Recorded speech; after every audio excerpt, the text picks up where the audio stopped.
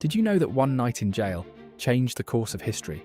Henry David Thoreau refused to pay taxes that supported slavery. When his friend Ralph Waldo Emerson visited him in jail and asked, "What are you doing in there?" Thoreau replied, "What are you doing out there?" This simple exchange reveals a profound truth. Sometimes the person behind bars is freer than the one outside. Thoreau understood what most people miss. Real freedom isn't about comfort or convenience.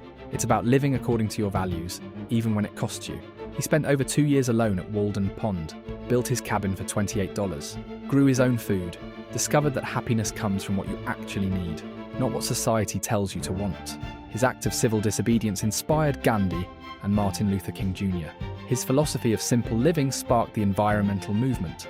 Thoreau proved that one person living by their conscience can change the world. The question isn't whether you'll face pressure to compromise your values.